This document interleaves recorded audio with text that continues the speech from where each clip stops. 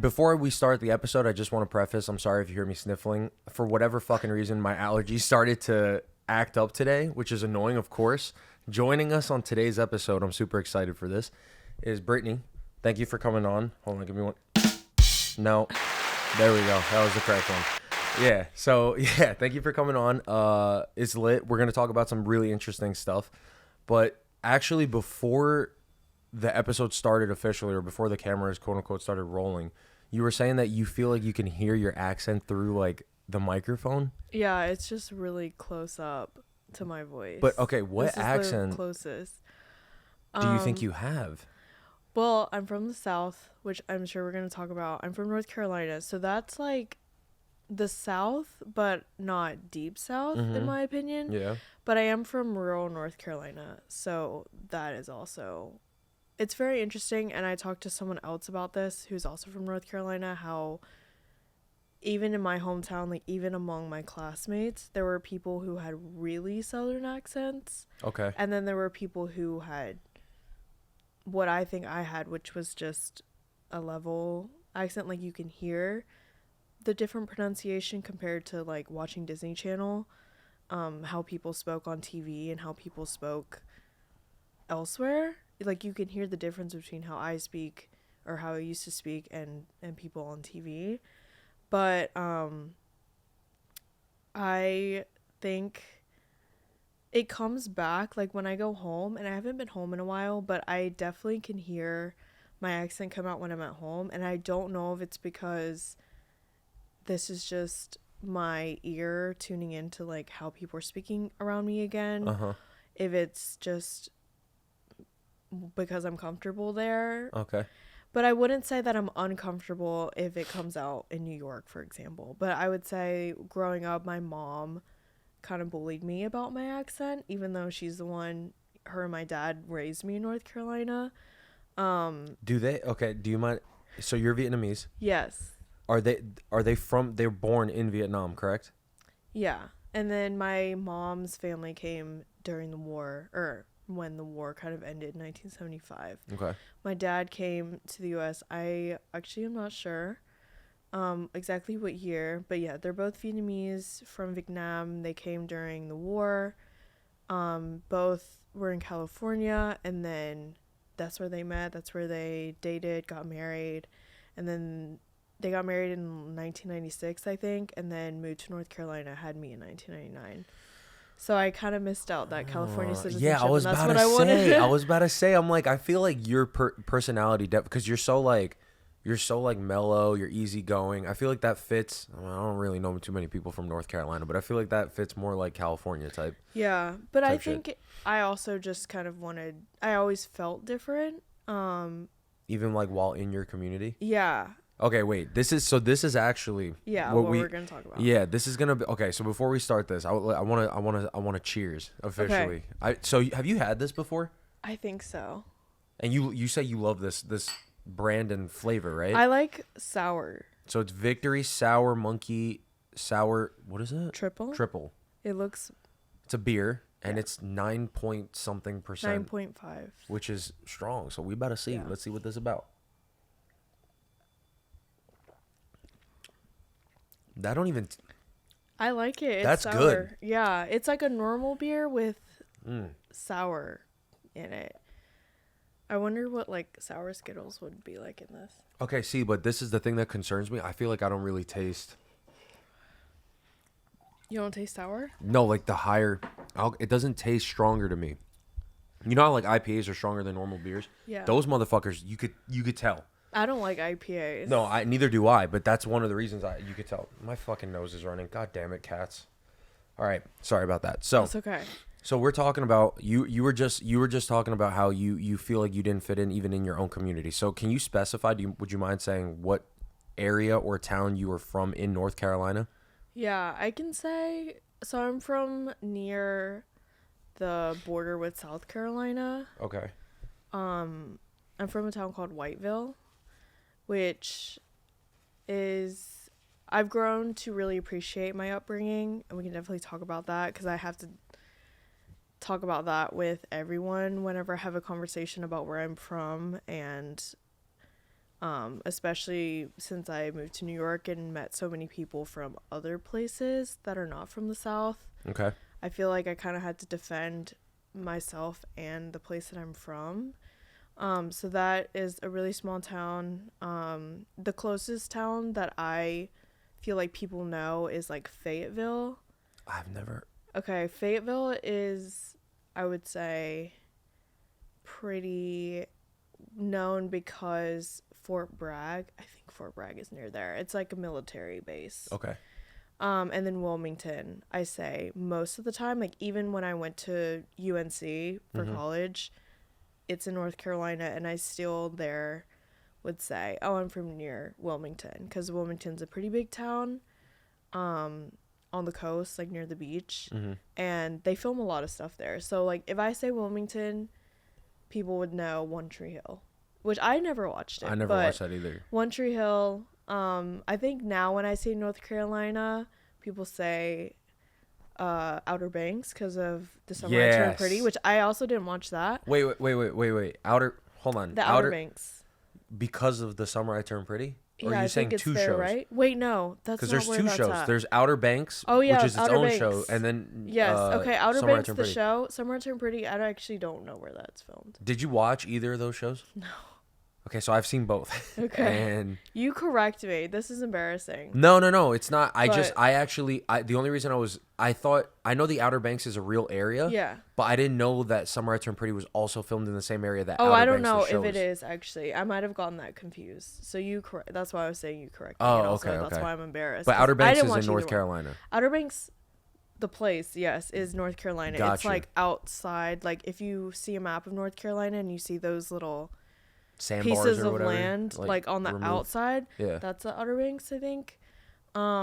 So whenever I tell people I'm from North Carolina and then I explain like I'm from near the coast, they think Outer Banks, and I'm like, that's actually 4, 5, 6 hours from where I'm at. So I'm from Hold on. So, but you're still near the coast. yeah, But so you're but more that's north like or south? those are like the islands. Is that appropriate to call them It's islands? probably Those are little like mini the islands, yeah, people's something like like that. out the places like kind of Removed from the outside. continental U.S. Yeah, because they're you need a kinda Brit. just Yeah. there. Okay, I feel you.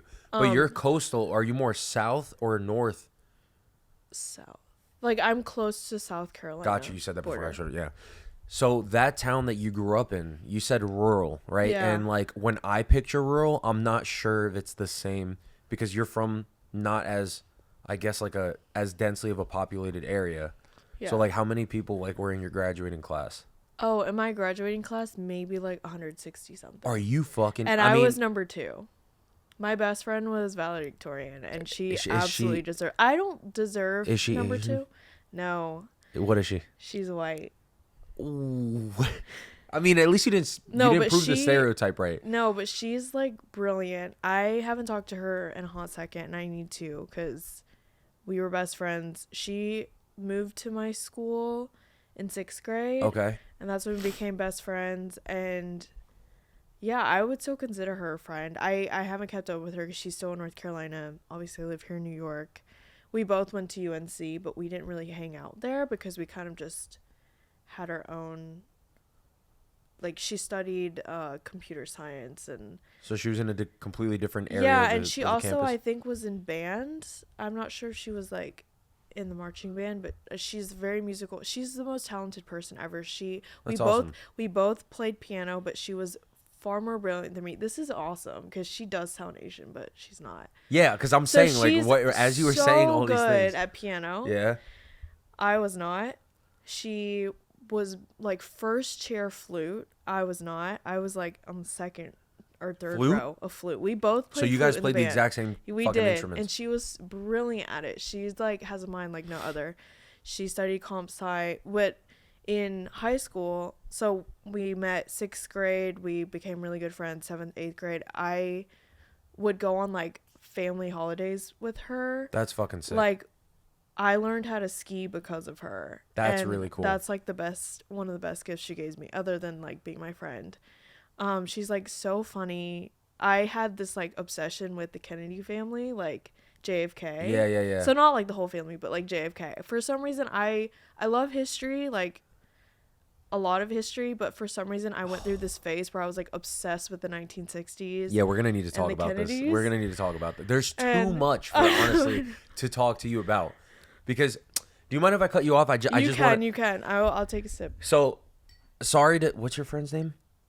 My friend from The brilliant friend that you're describing. Elizabeth. Sorry, Elizabeth, if you do watch this. I'm not trying to cut off, her going on about how amazing you are. But the reason I'm fascinated about this, and I didn't mean going off like, in a rude way. The reason I'm fascinated about this is, so you are, by my understanding, like, was there any other, call it minorities or even like any other Asians in your grade? Or in your school, in your town, were you one of like very limited families in that area? Because you're saying rural North Carolina. I mean, I feel like it's the U.S. I feel like most of the people there they're white people. Yeah. So in my grade level, I think yes. I think there was another girl who is Chinese and was adopted. So she had white parents. She was 1 year older, and then there was another. I think he was Egyptian kid. Okay. Who was a grade older as well. So I knew of him. I think we went to the same church, or we had something that I saw him at outside of school, so I recognized him. And then when we were in school together, then I would be like, oh, this is the guy from whatever it was. I don't even think it was church. It was something else, though. It had to be, because I remember him. And then obviously my little brother. I have a little brother. But I think because we were siblings and like we were one of the only Asian, like, then everyone knew we were related. And then we had my parents' friends moved to the town. It's not even a city. It's a town. It's not the city. They moved to the town. She is like a year older than my brother, so I'm 4 years older than my brother, so I guess 3 years younger than me. So then it was her as well. So there were like some, but it was not a big community at all. I think the town was white, black, Hispanic, and then Asians were like and then last. like just some Asians. But I think we were, at least I was known like as like the one Asian person. Got you. I mean, like in my classes, like for sure was the only one. Got you. But then like in the whole school, like not the only one, but still like if there's like 2 or 3 other people, it's still really small. Yeah. And like I think in my grade I was the only one. I don't want to erase anyone though, but I don't remember. I was telling Sarah earlier. Sarah is the friend that introduced us. Yeah, she's been on the pod before. Yeah, Shout out Sarah. Thank you so much for introducing us. I was telling Sarah earlier, because Sarah's Chinese, and I was saying, I just remembered this, and I have to bring this up on the podcast, because I knew I was coming here to do this. There was a girl who was Chinese, because Sarah and I were talking about Chinese restaurants in my hometown, because we want to talk about Chinese food in America. And I said, I honestly don't even know if there were other Chinese or other Asian people in my hometown other than people who had like a restaurant, or because my brother also had a friend who was Chinese and his parents owned a Chinese restaurant. Like the one Chinese restaurant in the fucking Well, town? there's a few actually, yeah, but like yes. Are like, they all owned by the same or like the all they're owned by different people. Are they Asian though? Yeah, they're Chinese. Okay, so they're all So okay. there are Chinese so there's at people least there. 3 fucking Chinese families. Yeah, at least 3. Okay. And they're All right. all different. But what was I saying? Oh, and I was like, I can't think of like other Chinese people, other Asian people in our town who were doing any other job other than my parents owned a nail shop, very typical, and then the Chinese people were like doing their restaurants. So the stereotypes are proving true, basically. Yeah.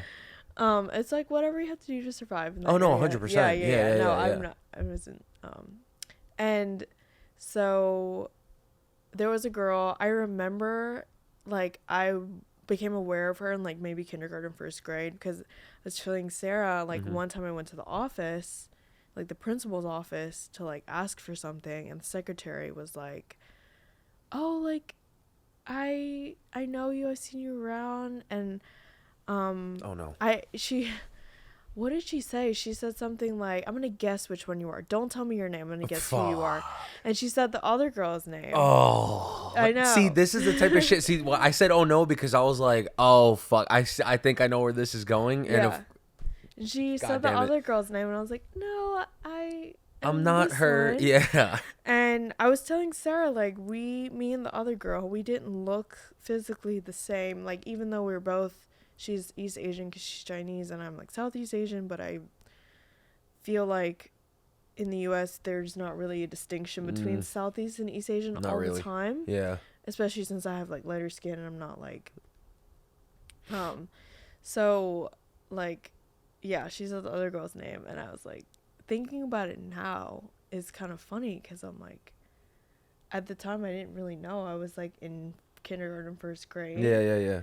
So I was like, what am I supposed to say to that? I remember like correcting people. So my last name, I'm not even gonna say this right, because I just like spent so much of my life like telling people, oh, like Wynn is like, the easiest way to pronounce it is like Wynn Hotels, like WYN hotel chain. So I was always like, oh, it's Wynn, but like you can just say Wynn. See, like I see, but this is the reason I laughed is because I didn't even know. I'm so fucking stupid. I thought it was Nguyen. That's how dumb I am. And I'm fucking, half. And I was like, when you like, and then I had heard, and then I asked you, what is the proper way the first time we met to pronounce that last name?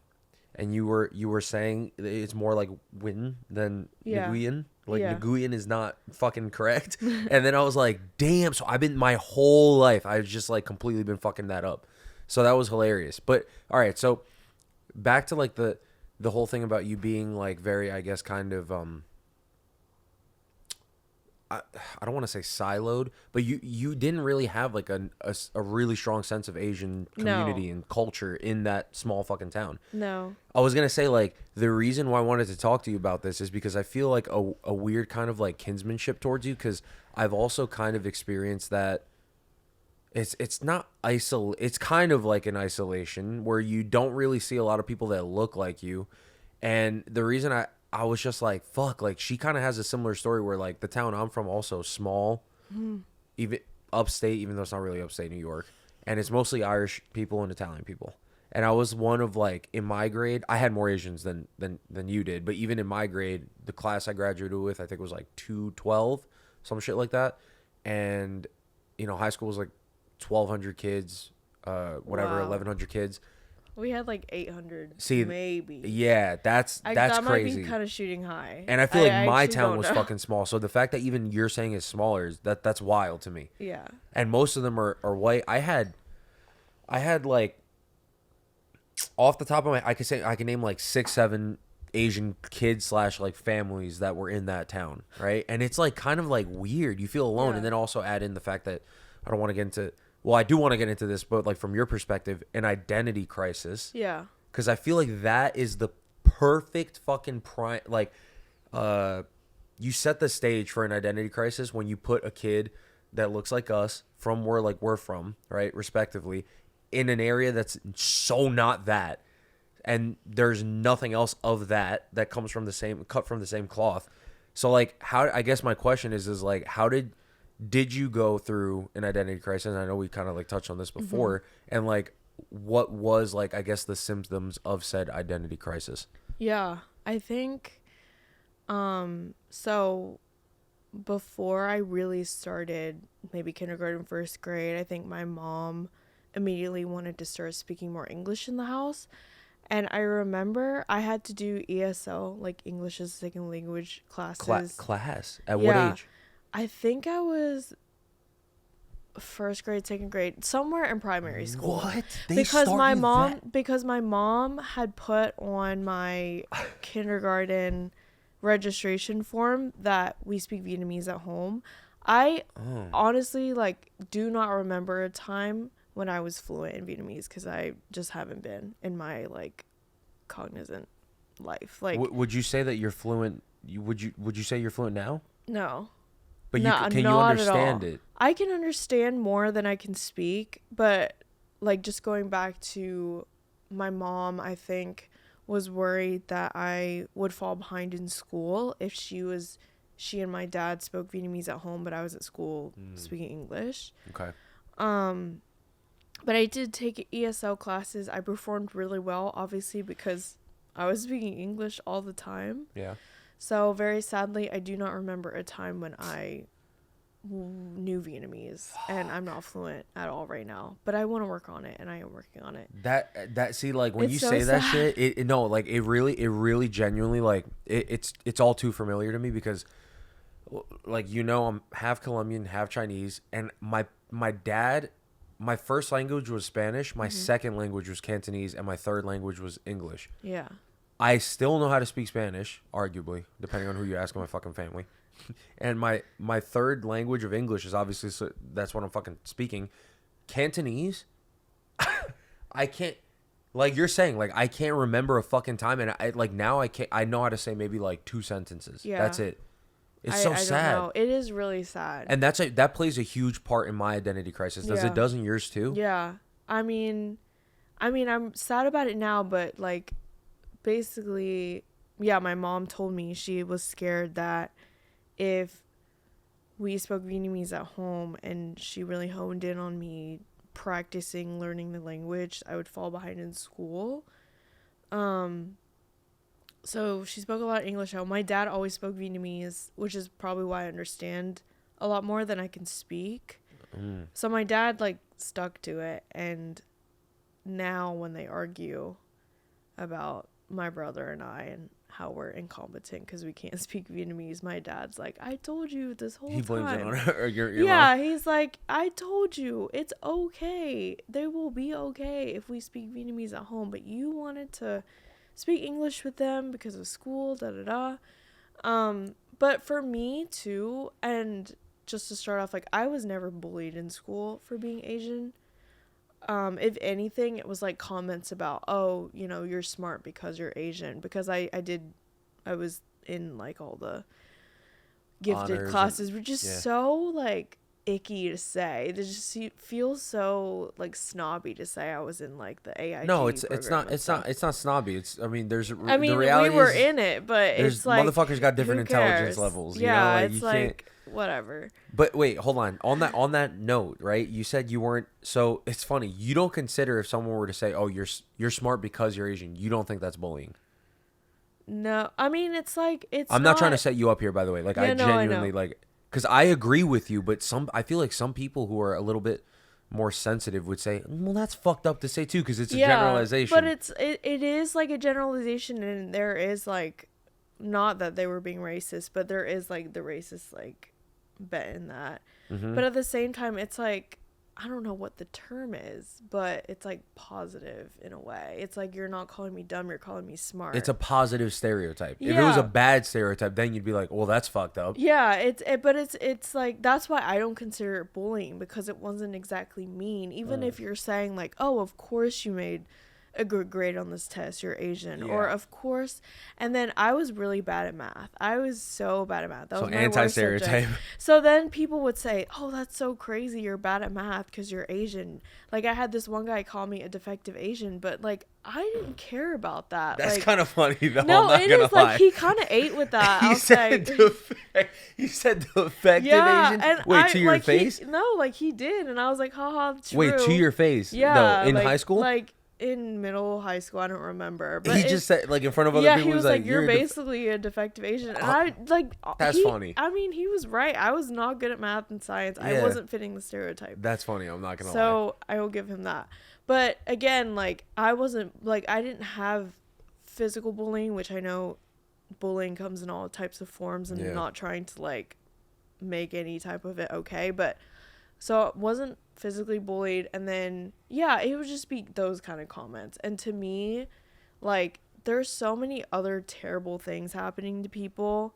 Like, racism happens in worse forms than someone making fun of you for being smart. So that's a good point. Maybe outside of it, if you want to say like that is bullying, then okay, but because I feel like other people have gone through worse, I don't consider that No, really yeah. bullying. I just consider it like miseducation because they don't know. Like, I think even when you're young, you don't, like, not to make excuses for people, but like I went to school with people and I'm not at all trying to like talk down about where I came from because we can talk about that. Like, there's so many bad stereotypes of the South that I want to defend. Damn that.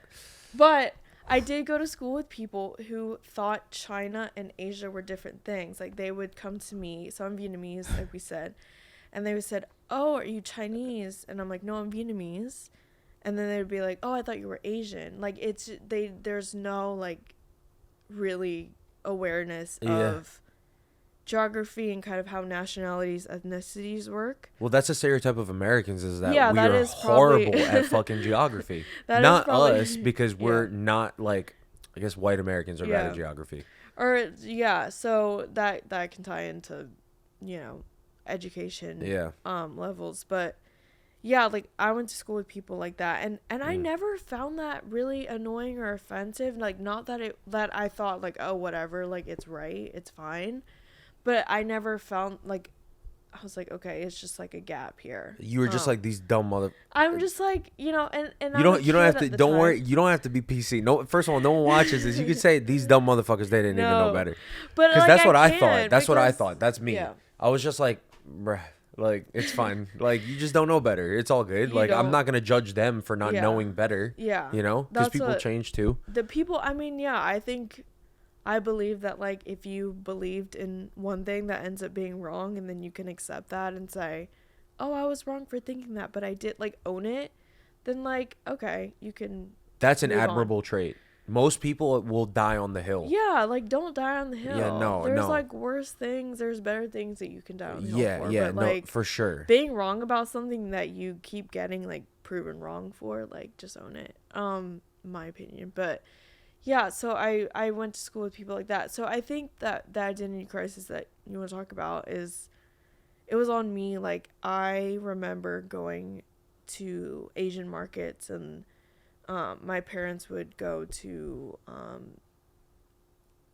get supplies for their nail salon, and I remember feeling so uncomfortable in those spaces because for some reason I felt like I was better than this. Like, I have all these American friends, I like speak English, I don't belong here. These aren't people that I can relate to. Like, thinking about it now makes me so sad because I wish I could go back and say, like, this isn't weird. Like, you eating at these restaurants is not weird. You being at the Asian market that smells like fish is not weird. Like, this is part of your culture and it's great. And I appreciate all those things now.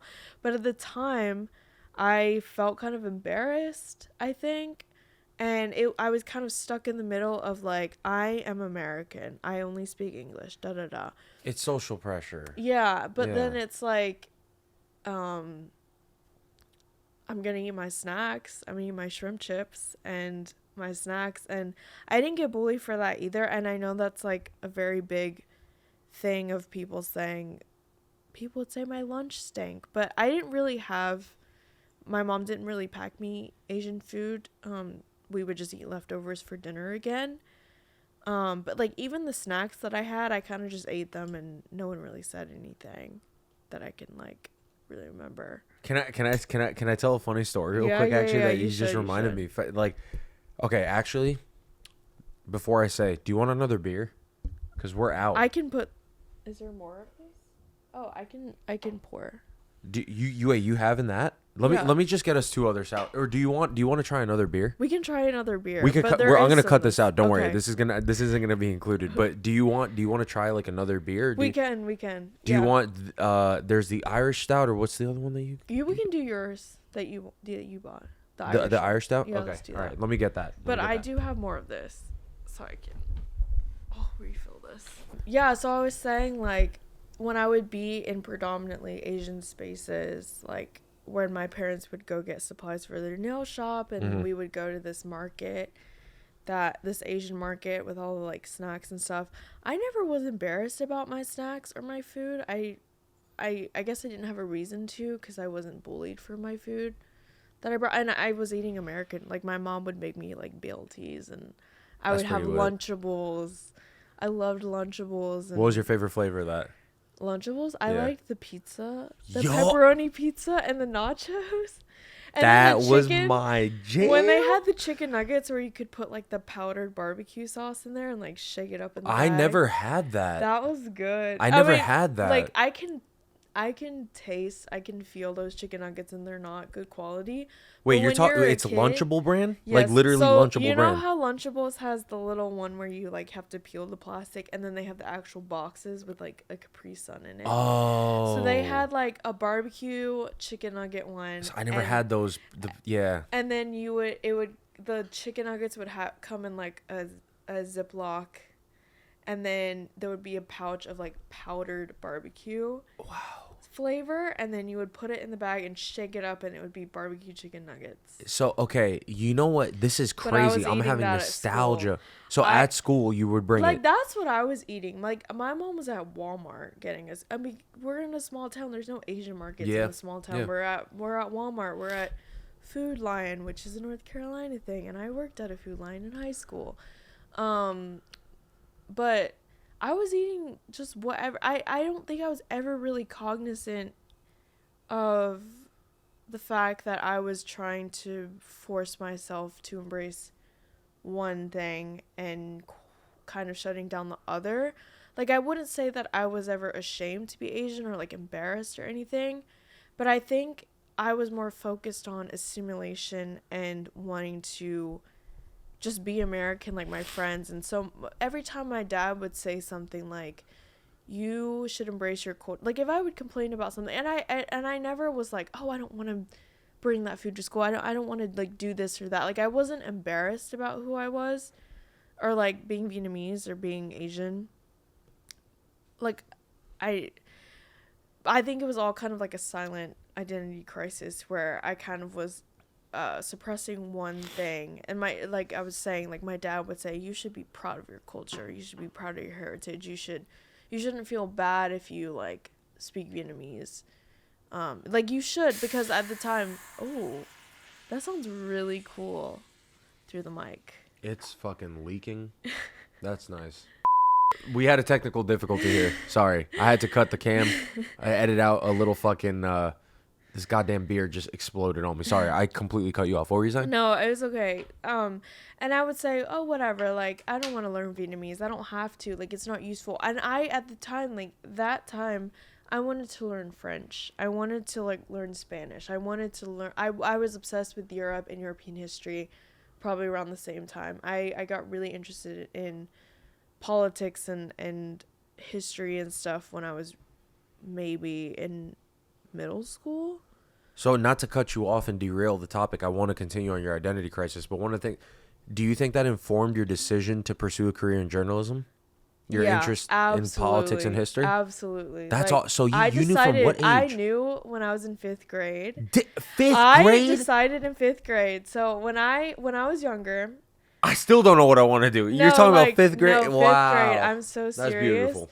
No, that's cool. Because when I was younger, I loved science. Not because, like, oh, my parents wanted me to be a doctor stereotype. Like, none of that. I was so curious about Miguel, the can way you give me some things paper work. towels? Go ahead, sorry. I was so curious about the way things work. Like, I loved chemistry when I was, like younger, and like getting books at the book fair about chemistry and I loved science when I was younger. And then when you get to the point in school when you're actually in science class and you're in math class, that's when I was like, I cannot do this. Even if I try, I cannot become a chemist that I want to be. I actually did a whole project, I remember, for my class about wanting to be a chemist because I was so intrigued by the way that things are made and how things work. I just wanted to know. I wanted to understand why the products that we buy can treat the things that they do or do the things that they do. I was just so intrigued by that. And then I started taking like I started getting to more advanced like math classes. Like obviously I was getting older, and I was like, wait, I'm really not good at this. I don't understand this as well as I want to. Did you take AP Chem? No, I did not. AP, No, AP Chem was when I realized. I took calculus.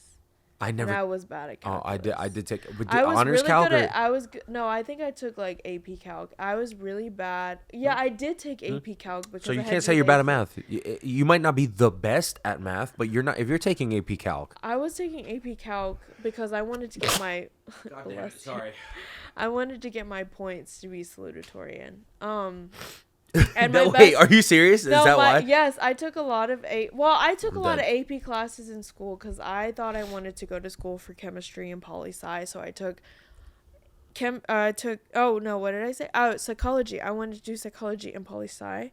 So And not chemistry, psychology, and poli sci. Psychology and poli. You wanted to do sci. double major in those two. Yeah. W- Like those were the two most interesting topics to me, and I was like, That's let me fucking- take these AP classes, which were online. So, I was taking online classes. I was sitting in the library just messing around, taking my AP classes online because we didn't actually have them at my school. We had AP History, AP English at my school, but that was it. So I took these and then AP Calculus, but AP Psych, AP Poli Sci I took online, and I think that's why I was salutatorian because the guy that should have been salutatorian did not take as many AP classes, and he is way better at math and science than me. So he kind of deserved it, but because I took all those classes, I think I kind of swooped in and took that with place the from him. curve and the yeah. I was weighting. just like kind of grinding in other subjects that I knew would be better at, poli sci and psychology. Because I was not doing good in AP biology and AP. I didn't take AP chemistry, but I took chemistry, which is what I wanted to do. It was so crazy. Like I grew up wanting to be a chemist, and then when I finally took AP, or I took, oh my god, like honors chemistry, whatever chemistry class, I was so bad at it. And I was like, That this shit's is hard. so crazy because this is what I wanted Well, you to wanted do it. with my It's life. it's hard. I thought I wanted to be a scientist too. I in high love school. science. And that's why when I was in 5th Same. grade and I was becoming like more aware of the world, and I was like, I love history and politics. I was like, journalism. Journalism is the way that I'm going to cover science. I'm going to cover politics. Oh my god. Okay. Journalism, So I could do anything with that. And at the time, we were talking about this earlier. I was wanderlust. I wanted to visit so many countries. My family, my mom, my brother, and I would go to California pretty much every summer when I was younger because my mom's family lived there. That's where they came and settled when they came from Vietnam. And so we would go to California a lot, but I always wanted to go abroad. I was obsessed with Europe. I was obsessed with the UK, and now I'm not. But wait, why not? Why not now? Because I am, and I wasn't. It's just New York extension. Don't You might have to cut that. don't say that. No, it's I'm definitely keeping not. that. I can't. Okay, Hold so on. London and New York are sisters. Hold up. Give me 1 second. Let's take a pause real quick. How are you gonna say that is New York extended? By what way? Just because Okay, it's so a lot of white London. people in fucking big cities? Because London, I think, is very New York. You've been to both, obviously. I've been to London, yeah. So, okay, I can't say all of England is a New York extension. London. All of I think because they speak English and we speak English, there's definitely differences. There's better things in the UK than there are in the US. There are better things in the US than there are in the UK. No, you don't got to preface. Say it with your chest. What do you, okay, so. Because What's the main reason that you just think, it's just because, like, because okay, the English thing, but also like there are parts of London that are known for banking the way that there are in New York. Oh, that's a good fucking point. There's Okay. like the socializing I feel like is similar, and maybe it's because we all speak English. I would say, okay, both Western so cultures. I think like London has posh people, New York has posh people. We have people from all over the world, which is why I love this city. What's the term you use to describe London? It's Posh. New York's It's sisters. They're sister Okay, cities. So they're that's a not good twins. way to put it. They're not twins, okay. but they are sisters. They're very similar. That's a good way to put it. Yeah. And you know what? I guess actually, if I really think about it, right? Because I've also been to both. We've actually had a lot of overlapping travel experiences. Yeah, we have. We're fucking. We are literally 47 minutes in. This would be. I could do. You're gonna have to come back on because there's too much shit that overlaps. That's like kind of. It's almost eerie. All right, so back to the London and New York thing. I could totally see what you're talking about. I just think the reason why we're differing, I guess, like the other half of the coin that we're talking about here is because you were obsessed with the UK, but you're no I'm longer not not. anymore because Yeah. So what was that? I think it's because I realized like it's kind of similar and there's other places to discover. Like I went to school, I That's a good studied point. I studied journalism and European studies, and I was going in obsessed with Western Europe, like UK, France, Germany, if you count that. I think it's more central. I don't know. And then I took classes on Eastern Europe And actually went there. and I went there. Yeah. I went to Poland. Fucking sick. And that's when I was like, there's so much more of the world that I need to see, because I wasn't really interested in Asia until honestly recently. I think because it was so personal to me. Okay. Like I wanted to like this kind of ties back to the identity crisis of me being like, I don't feel good enough. Like I why like I remember, so very common white last name or American last names like Smith and Ward and like very like Brown, Johnson. Yeah. yeah, like all these like names. So like in school, again, I don't think I was really bullied, but people couldn't say my last name, or they would kind of like they would say Nguyen, and I don't think I was like offended by it. I kind of was, it's just like something I'm living, like okay, I'll correct you, and if you keep saying it wrong. I had one teacher and he was like, I'm honestly never going to know how to pronounce your last name, so don't even tell me. Like first day of his class, he was like, I'm not even gonna know how to do it, so like don't even tell me. That's fucked. And I was like, okay, I don't like, okay, like I was so passive about things like that. I don't think I had awareness of it, and that kind of probably ties back to not having a community. I didn't have Vietnamese or like other Asian students who really knew, so I kind of was just like, okay, this is how it is. Going back on that, like looking back on that, do you regret being so passive about it? I don't know, because I don't think it would really change anything if I went back and started saying like, that's a good answer. Like I just, luckily that didn't tear me down. And I know I was saying earlier like I had this problem with like being comfortable in Vietnamese and Asian spaces, but at the same time I don't think I ever was like completely like blowing up and saying no, I don't accept this, I don't want this, Like this don't, I don't want to eat this, don't talk yeah, to me like about that. I never like had that kind of reaction. I was chilling about it, but I wouldn't say that I would go back and like change anything, because I don't think it changed me, even though like I don't know, like I feel like even speaking up about it wouldn't have changed how I felt. Like I wouldn't feel empowered that way, because I didn't feel like I was really fighting anyone or having to prove myself.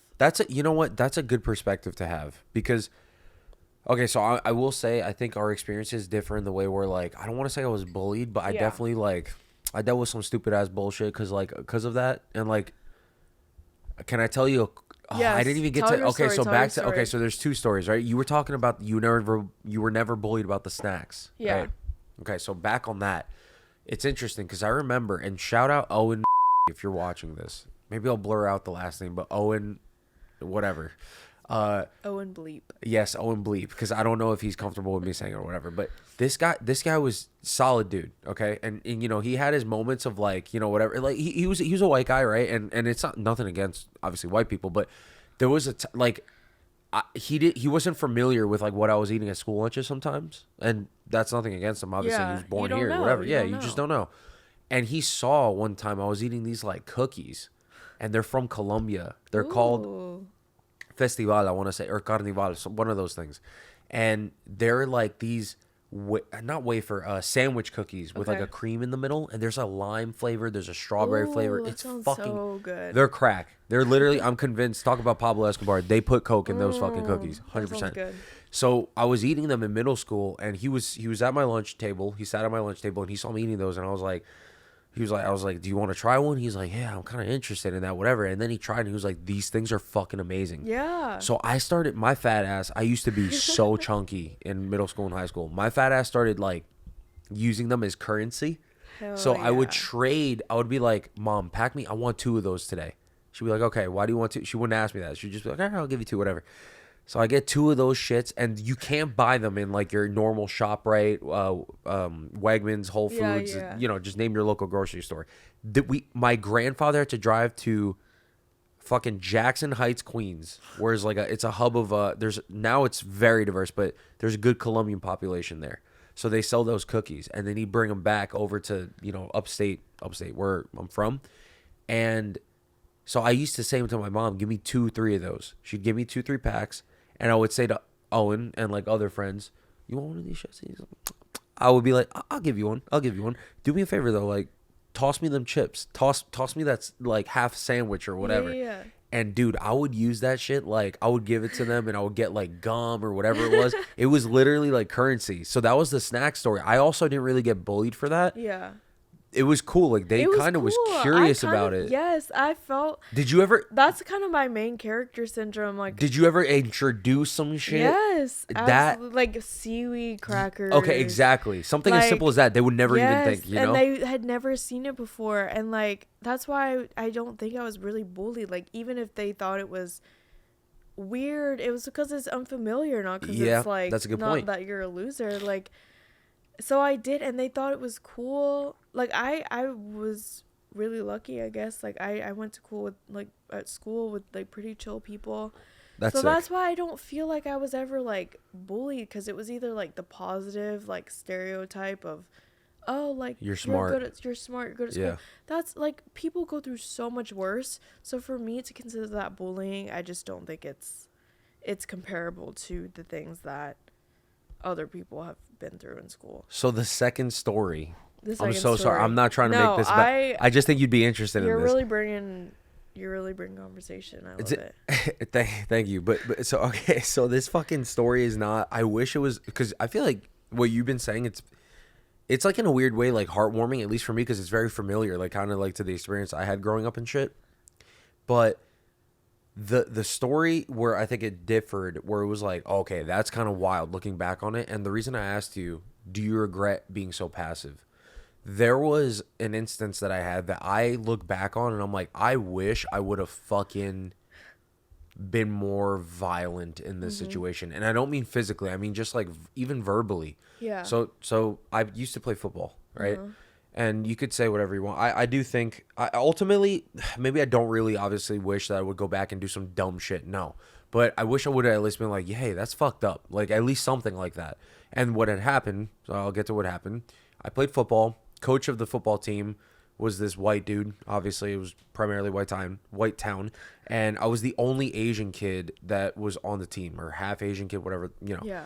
And he actually, I don't remember telling him this, but he knew I was mixed. And then after one game, it was like the end of the season, I think he was going to be fired because he was a shit football coach. He didn't really know what he was doing, but he fucking, at the end of the season, we had gotten our asses kicked the whole season, and we're in like a practice or whatever, and he just looks at me, and at the end, like, he was just like, all right, guys, like, let's just do this drill. And it was towards the end of practice, and like, I'm not gonna make it, because I said I was fat and lazy, like I didn't really try that hard. So like when they would say run whatever, like 4 laps, I would basically just go at like the bare minimum pace. I wouldn't like go like these kids full send, just like going at it. Yeah. So he saw that, and then at this end of the year practice, he goes, run laps or run back and forth, whatever. And I had outpaced some guy that was like, usually had beat me.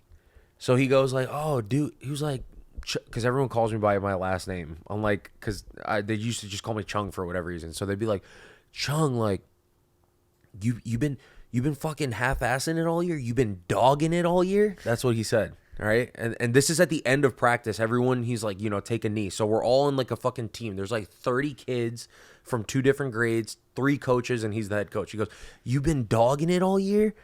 And I'm like, what? I don't know why he's calling me out. And he goes like, wait, you're Chinese, right? Like, you guys eat dogs. Oh, God. And then I was just like, what the, like, where is he going with this? And he goes like, wait, but you're also half Colombian. You know what? I'm going to make you a special dish for beating that guy, or like whatever. He was like, He's like, don't you eat like dogs with like Oh Coke my sprinkled God. on top? Oh my God. And then like all these other fucking kids started like giggling, but like some of them were like, so it was a mixed reaction. There were some kids that were like, ha ha ha, whatever. And then there were some kids that were just like, yo, like that's The kind of crazy fuck? for a fucking dude, like a For head coach to say. Yeah, that's crazy. And that is the moment where I regret just being like, hey, like that's weird for you to say. Like you're supposed to be like a role model, whatever, for these yeah, kids. you're an adult. Yeah, it didn't make me First of cry or all. nothing, but I was just like, that's weird. And I wish I Yeah. would have gone back and said it to him, because then he probably would have been like, oh, yeah, I'm stupid. Like, I'm a fucking Yeah. 30-something-year-old guy. Like, I should have a better sense in this. Yeah. But I just sat there after he said that, and I was just like, my mouth was just open, like jaw on the floor. I was just like, I don't know. I'm at a loss for words. Yeah. Kind of like what you well, said, like, you don't know what the fuck to say in that. Yeah. So I guess that's the only difference. Sorry, not to I hijacked it, but that's No, the it's only okay. difference that I would say was like between our two, I guess like upbringings or whatever Yeah. in those Like, communities. I don't know. I just think like if people. So another thing is people sometimes they think I was Hispanic, and I remember Hold on. I remember being at the skating rink, and this girl comes up to me. I don't know who she was. She came up into my face and she was like, "Hola, hola, hola," and I was like, Was she Latin? She was white. But she just She thought I was Hispanic, and my dad has like he's like perpetually tan. I'm so jealous, but people would think he was Hispanic in my hometown. because he had a Because darker, he had skin darker complexion, skin and he had different features.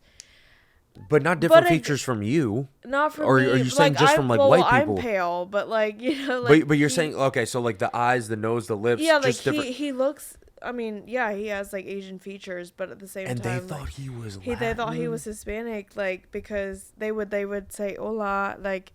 And then I remember at the skating rink one time, this girl came up to me and did that. And my mom was like, "She's so stupid," and I was like, "She's a kid," but like, but that was another thing that I remember now.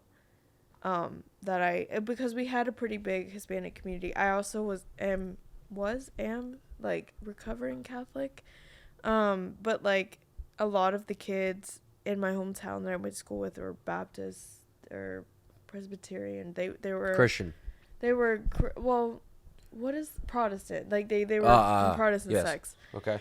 And so they didn't really understand Catholicism either. So that's a whole nother like thing. A level of discrimination where Christians will discriminate against Catholics. There's too much. There's too much. They're like, "Do you believe in God?" And I'm like, "Yeah, we're Christian, but we just have different views. We just went different paths, Yeah. like somewhere in history." Then if you loop in Judaism in that, then it gets real fucked. Yeah, there were Jewish people in my town. I don't know if there were any my age. They might have been older. Got you. So I keep derailing you. So back to what you're saying. But I don't know what I was talking about. You were okay. So you were talking about how like in your town, your dad, they thought he was Hispanic. Yeah. So there would be that mix up too. Uh-huh. But again, I don't think any of these things really bothered me. Like, as in, I never thought they were really racist. Like now, I'm like, okay, there were racist moments, but you don't think that, yeah. But between a child that I went to school with and an adult, like the child was just miseducated. And you know they should grow up and educate themselves, and I'm sure they have at this point. So I don't want to say like that was racism because maybe it was a child who had just never. They just didn't know better. They didn't know better, Yeah. and I know that's a bad excuse in a lot of cases, but I just like it's just a kid who didn't know. Yep. And like. Now at this age, I hope they know. And if they don't, then that's their fault. Then but when we're in weird. like elementary, primary school, Yeah. like you just don't know better. That's a good perspective to have. So and I don't want to make excuses, but I'm just saying like, if you just don't have that around you, then you just don't know. Wait, so okay, so I guess this kind of ties into what you were talking about before with the South, because you have a unique perspective where like. Yeah. You said like before you want to defend certain stereotypes of people who are from the South. Yeah.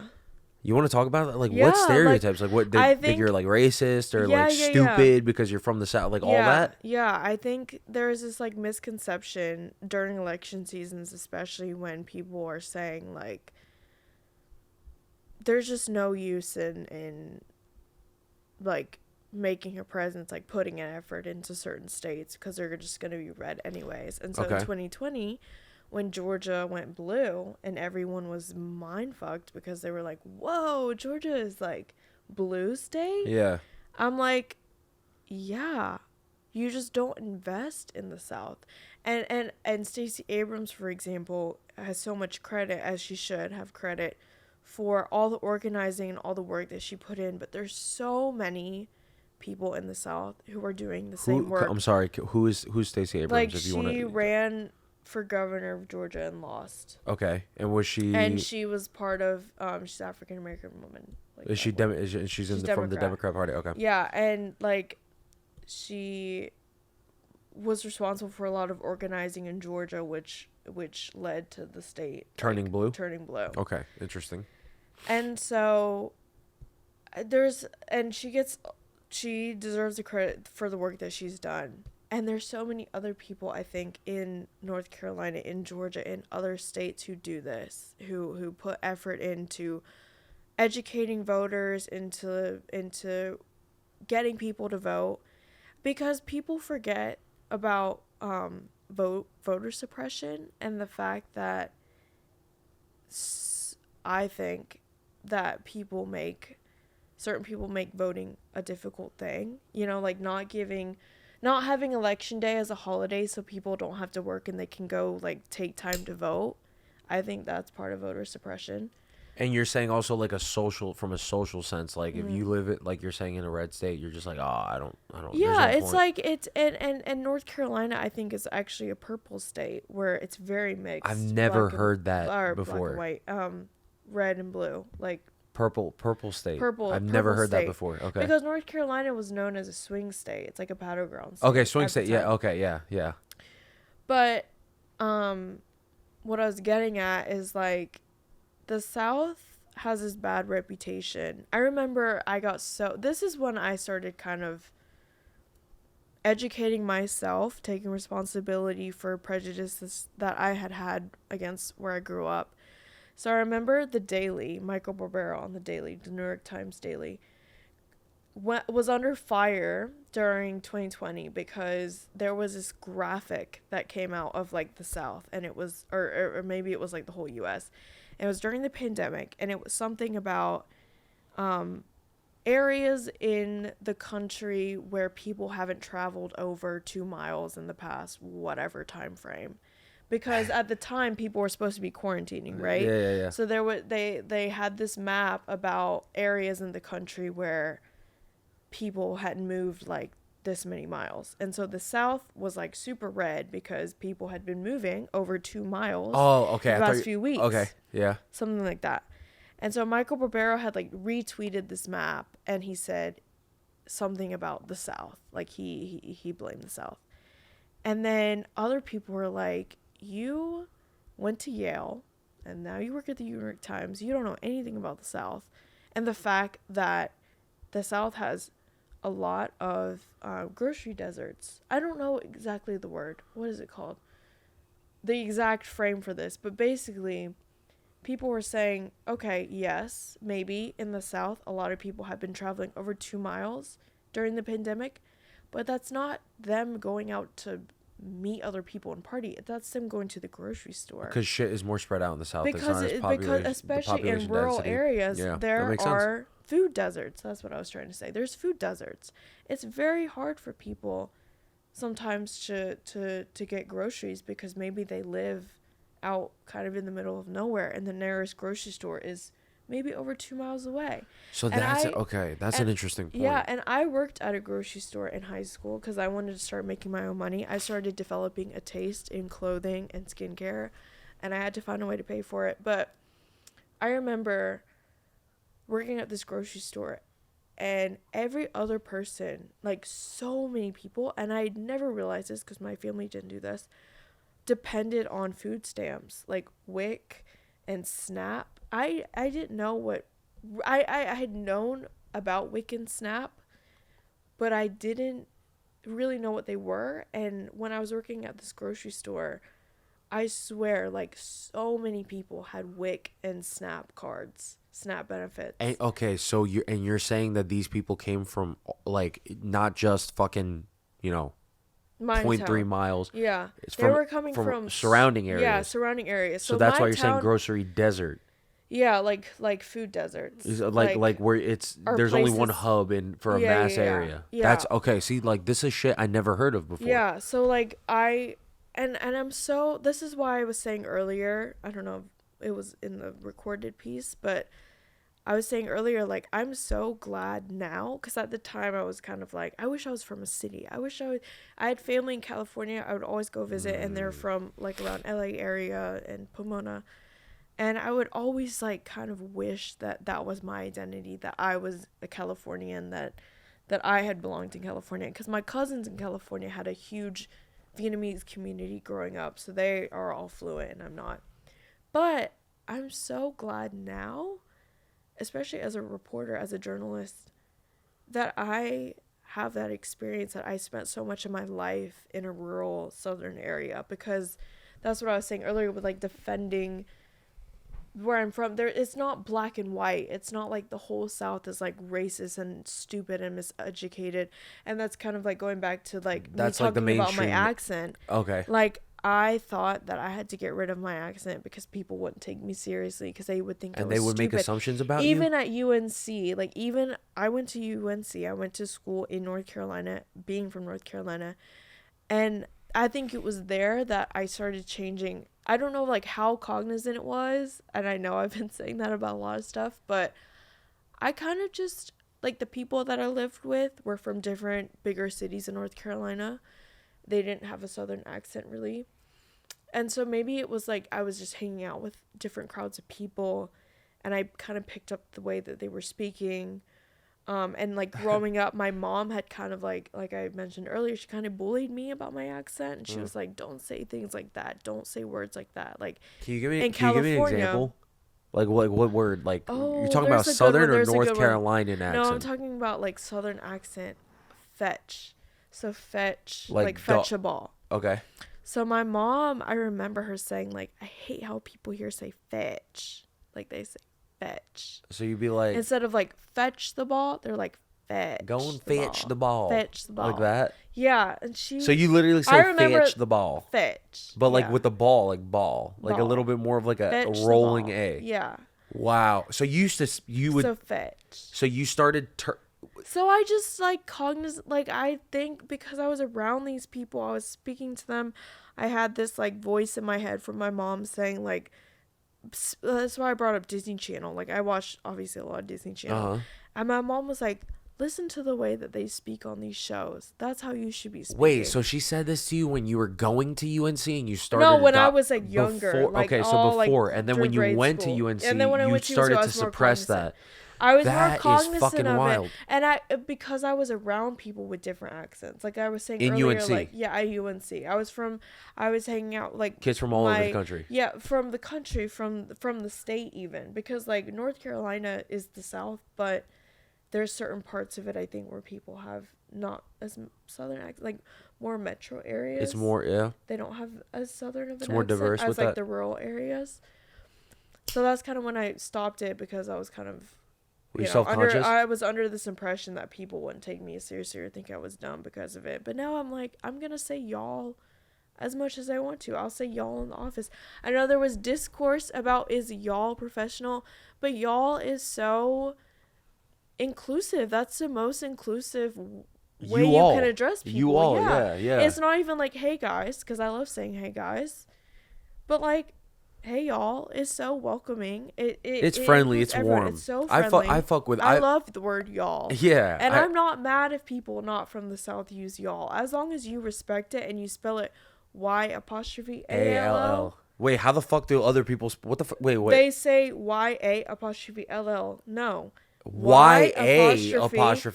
ALL. If you use it correctly, use it. No, the other one's Be y'all. inclusive. Y'all is different Y'all from y'all. is Y'AL. I see what you're saying. I don't care where you're from. If you want to use it, use it. Because to me, I'll be proud of it. I'm proud of it now. I was ashamed of it for a hot second. I tried to erase it from my vocabulary, kind of going back to the Yeah. accent thing. And now I'm like, fuck you. Like, that's so inclusive, saying y'all. That's everyone. That y'all, is that. y'all means all. It's a slogan that I did not come up with, but y'all means all is so real. That's fire. Yeah, that's fire. It's fire. It's weird. It's actually weird because I think I had the inverse effect. Like when I went to the city, I started speaking in a way where it was more. It was more urban. I don't want to say black accent because I was never one of those kids that was like, what No the Aquafina. fuck? Yeah, No yeah. Aquafina. Like I was never doing that, but like using words that I've never heard before up until I went to college, and there was people from Brooklyn, from the Bronx, from different areas in Queens, like from all the 5 boroughs, which are more, not, I don't want to say inner cities. It's not that, but more urban metropolitan areas. And obviously the area where I'm from, there was slang and shit that I'd never heard before. And I'm like, what the fuck? Like, I never heard, like, people would say, like, man, yo, it's mad brick outside. Like, I never heard that before. Like, what the fuck does that mean? Brick. What, it's hard? It's what, like, a brick is a brick. And they're like, nah, bro, like, brick means cold. And I'm like, I've never fucking heard that.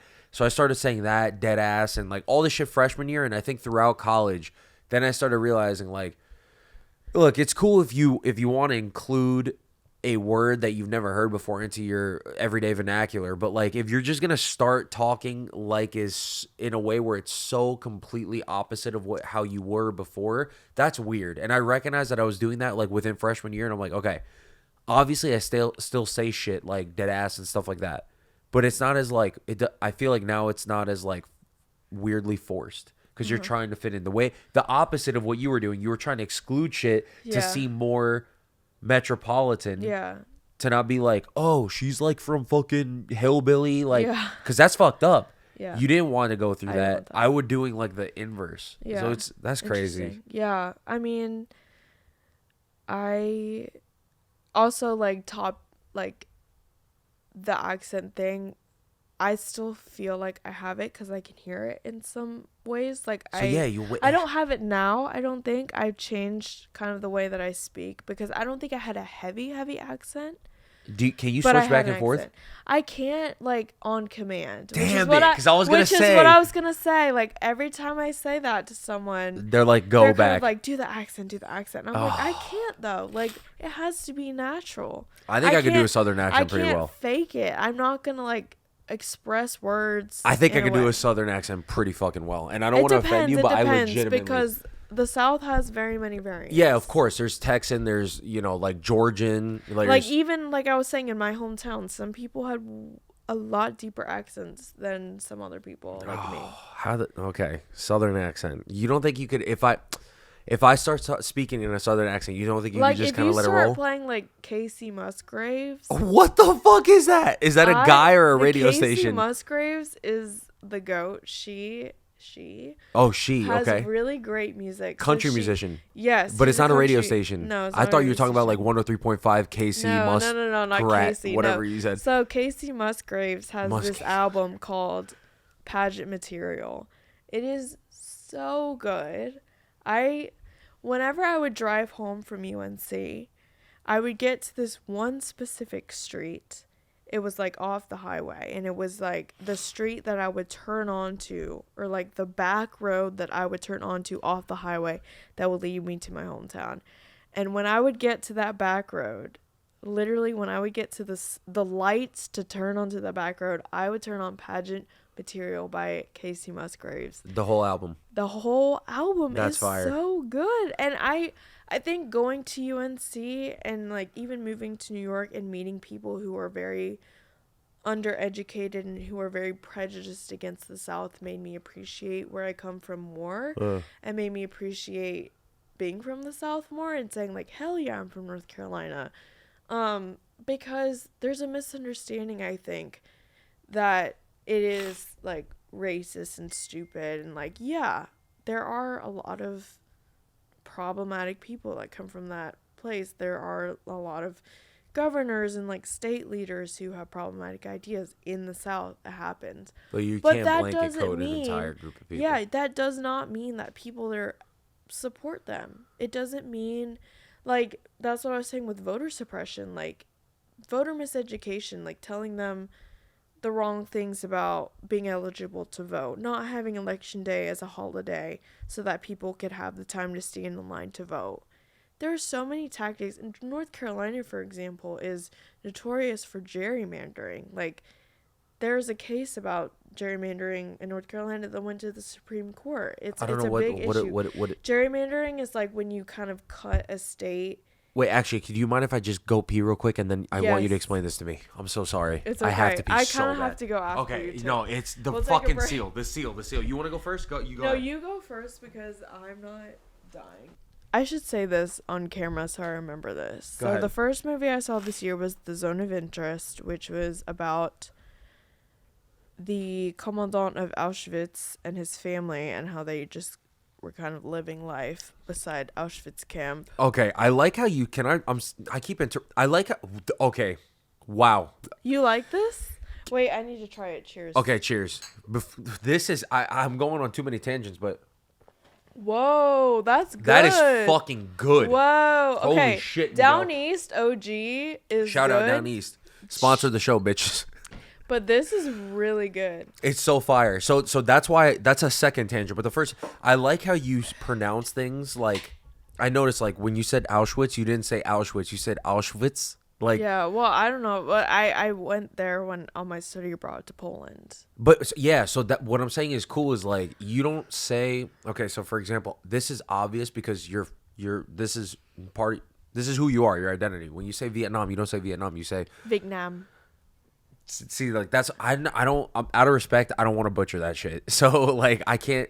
Can you say it one more time? So Teach me how to say that. I don't know. I say Vietnam. I don't know like how well my accent is because I don't speak Vietnamese fluently. But my mom is always like saying, "Oh, Vietnam." So there's a G, like a little bit of a Vietnam. Vietnam. Yeah, Like that. Vietnam is good. Yeah. Okay, so when you so that's what I'm saying. Like you pronounce things properly, like in the actual language. You say that. I try as much as I can because I think it kind of goes back to my last name. Like whenever I'm a journalist. I think I've said that a few times. But when I'm talking to people, I want to know how they say their last name, and I think if it's different, and I think a lot of it ties back to me wanting my last name to be spoken correctly because I think I was saying this earlier with like I had friends who had very simple last names: Brown, Ward, Smith, Johnson, like you mentioned. And I kind of was like, why can't my last name be like that? Why are people unable to say it? Why and I wasn't made fun of for it, Yeah. but it was more like I wish I had an easier name so I wouldn't have to like explain how to say this to my teachers, to my classmates. That's sad. And like I don't even know how to pronounce it correctly in Vietnamese. I say Nguyen, but like that's like so Western way to say it. Like there's a way to say it correctly. But I mean I think it kind of goes back to that. So whenever I'm interviewing people, regardless of where they're from, I kind of always try to make the effort to know exactly how to say their pronounce it name and stuff. because That's cool. it's so important to me because it was my experience as well.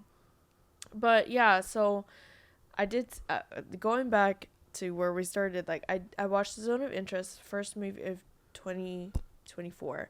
I watched The Boy and the Heron, my first Miyazaki The film. Miyazaki film? How is That that? was my Hannah's first a Miyazaki giant. film, and the thing is, Sarah, I went to see it with Sarah, and she was like, I'm so sorry this is your first Miyazaki film, because I know the other films, and I just don't have streaming services to watch them on. HBO Max? You don't got that? I That's don't where all have the that, but Studio my Ghibli- friends have it. My friends You have gotta it, get so that I'm going to login. use it. I know I need to use it. You gotta get that But we login. went to see The Boy and the Heron. That was my second film, and according to my roommate, who has watched a lot of Miyazaki films, that was the worst one. Okay. But I think it was I think it's because the plot was kind of just like, I don't know. Spotty? It was just like kind of moving around. But I love cartoons because I don't watch cartoons as an adult. We Yeah, don't have yeah. cartoons. I can't watch children's shows, really. Because it doesn't touch on subject matter that we relate to. But yeah, but I'm just so impressed by cartoons. I love cartoons. Animation and stuff I like love that. Yeah. animation. Yeah. AI, I'm an AI reporter, or I will be writing about AI, and I have written about it. But human made cartoons, like drawings, all that stuff, AI is not going to replace that. That's I'll what say I'm that. saying. There's a touch of genuine I think you can use. human I creativity. think there's a way to use AI to your advantage, but humans are going to win. It's a tool, but it's It's a not tool, the end but all be it's all. not the product. Exactly. It's a tool. Wait, It's so not boy, the end product. so Boy but- and the Heron. Right? First of all, I'm dying to watch that because Hannah introduced me to Hayao Yes. Miyazaki and all of the Studio Ghibli's films. But Sarah, shout out Sarah, you've been on the podcast before. We already talked about that. But Sarah, do you know what her favorite Hayao Miyazaki film is? I don't know. It might be Kiki's Delivery Service Well, or that's My food- Neighbor Totoro. Okay, so Totoro, I can see that one. That one's a classic. Hannah put me I don't onto know. Howl's Moving Castle, and Okay. I'm not gonna lie, that one's pretty fucking fire. I'm so sure you they're get the chance. good. I've seen like Pororo because that was like a big thing in the U.S. But I don't remember seeing other Miyazaki films. I might have watched them as a kid because as a kid I watched a lot of things that my family members got from Asian markets, like just like kind of The like snippets. not like pirated CDs, but like maybe pirated DVDs of like Little- different films Yeah, with yeah, yeah. subtitles on them. So I might have, but Pororo is like the one that I know that I've seen, and then I went From to him. see, yeah, Hayao Miyazaki. from Miyazaki, and then watched Boy and the Heron. I watched something else. I watched Anatomy of a Fall, which is so good, and the woman in Anatomy of a Fall is also in the Zone of Interest. And then my friend and I went to see a Finnish film, I think called Fallen Leaves, at Scandinavia House on Valentine's Day. Okay, 'Cause so neither you're of us talking have about some shit that Valentine. I've never even fucking I love heard of. foreign language films because So where you have to watch it with subtitles. I have to watch them with subtitles. I have a terrible. I need to get diagnosed with ADHD because I know I have it. Why are you saying that? Because I have the hardest time focusing on things, and my mind just is always thinking but- about something else. But that I so, shouldn't but think. are you pro subtitle or anti subtitle? Oh, I'm pro subtitle. I'll See, watch any I'm film. the opposite. I'm the opposite. I You can't. like dubbed? Or you just don't watch? I just don't watch, and I'm not gonna lie. This is super embarrassing to That's say. kind of your red flag. No, yeah, I could see that 100%, 100%, and it's something I'm aware of. Like Hannah shits on me for this all the time. Like Shout out Hannah. shout out Hannah. She's listening to this and probably like she's probably like "This is Hannah, fucking you're cringe." right. No, she literally shits on me all the time for this. Like she'd be trying to put me onto like K dramas, K film stuff. Subtitles? If you don't want to read subtitles, you're just stupid. No, So Hannah you think I'm is stupid? eating you so you up so you right think now. hold on. So I don't know if the microphone picked that up, but so she said if you don't want to read subtitles, you're stupid. You think I'm stupid then? You think I'm stupid? A little bit because I don't want to read subtitles? Yeah. I think you can't read. What I think is that you can't read it. We'll take a reading test to see who could read faster on screen. I can definitely read faster. So we'll take a reading test. As simple as that. Then we'll prove it. Bonus Stupid ass episode. motherfucker. Yeah, no, it's when she's on. But no. So point is, no, I openly admit this. Like, this is not something that. That's so crazy that you're like not watching so many like. Can I? You're Hey, you're not even closing on the yourself episode. off. She's not even on the episode. Let me defend myself. And Paul, shout out Paul. You don't know, he's another like one of my best fucking friends. That man's a brother. He's Korean, right? So and he was born in Seoul or Seoul. Ooh, Like I I said, want to go there. me too. Oh, I I want to saw go to Korea so Past bad. Lives. I saw Past What did you Lives. think of that? Hold on, I wait. Can really I? Can I? liked it. Oh.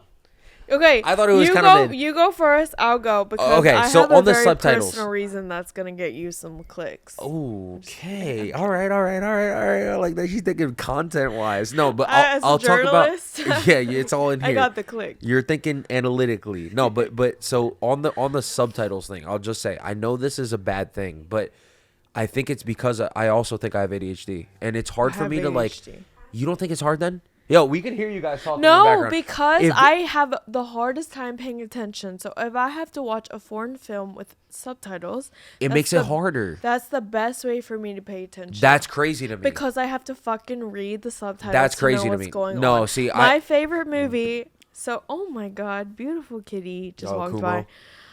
My Favorite favorite movie? film is one of my favorite films because of a few for different reasons. Is The Worst Person in the World, a Norwegian film. I've watched it so many times.